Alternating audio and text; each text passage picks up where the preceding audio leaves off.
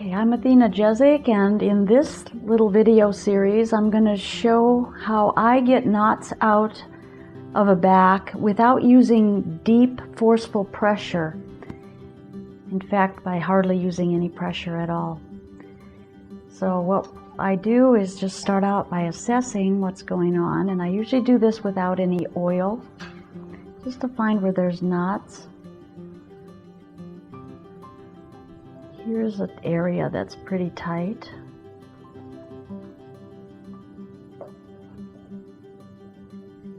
Okay. So now that we have figured out where the problem area is for this shoulder, it's probably going to find things in the front as well, but for demonstration purposes, we'll work this area. I have found that lighter work gets the job done very efficiently, and that lighter work does not mean that you don't end up going deep. The difference is oftentimes in pressure work, deep tissue work, there's a lot of pressure behind it, which is a little more forceful than just waiting for the muscle to invite you in. My work has a lot more to do with waiting on the body until it's ready, and as that happens, it's going to actually pull my thumb and my fingers into the space, and then it will guide it around while it unwinds itself, and that's how it will take the knot out. So I'm just getting some of the muscle area a little prepped so I can find exactly where this is all going. Okay. All right. So this is where the knot area is. So what I do is I just bring my fingers in and begin to put just a small amount of pressure on, but just enough that is the same amount of pressure that she's pushing back on me. Sometimes it's called a donkey, because two donkeys, when they're walking together, if they want to rest, they'll lean against each other with the same amount of force so that neither one of them falls down. So that's just a little word, a little phrase that we use sometimes in this work, for my thumbs to push against her muscles and her muscles to push against my thumb with an even pressure. Now what's happening under my thumbs right now is there's a little bit of twisting and turning going on underneath the knot, because there's some fascial structures that are winding around and making the knot hold into place.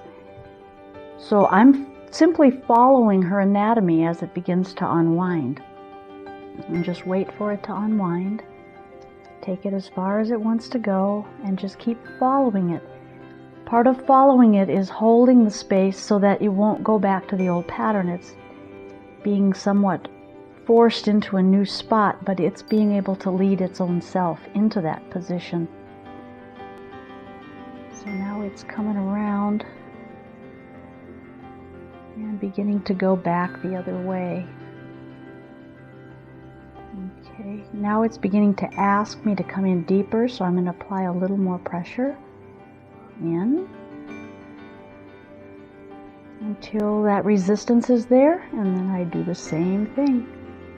And just keep doing that until the body pushes you back out. And now here there's some muscle spasming going on, so we're getting deeper in. We're getting into another layer.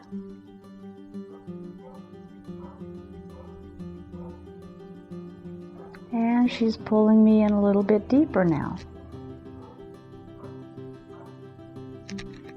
It's this thumb primarily.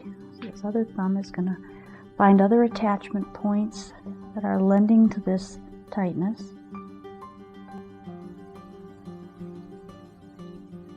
And it's asking me to come in a little deeper. There's more muscle spasming going on.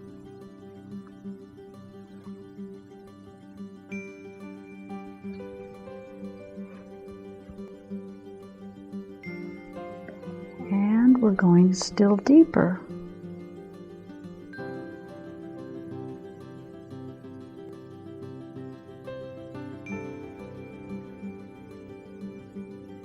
I'm not using a whole lot of pressure. I'm just being pulled in, and I'm holding that along that donkey. She's giving the same amount of pressure, pushing against my finger. And that just allows for there, it's beginning to unwind itself again. This time it's going in the opposite direction.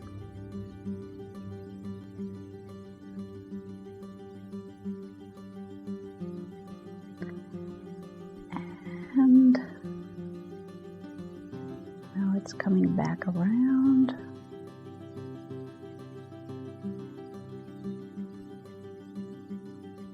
This is also a good technique to use on shoulder joints and elbow joints and wrists and ankles. It really is effective. And now in this area there's no more knot. The tension has reduced about 85%.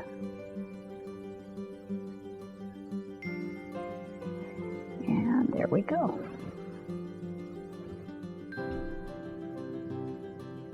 Okay, that is unwinding the knots. This is Athena Jezik with our second series.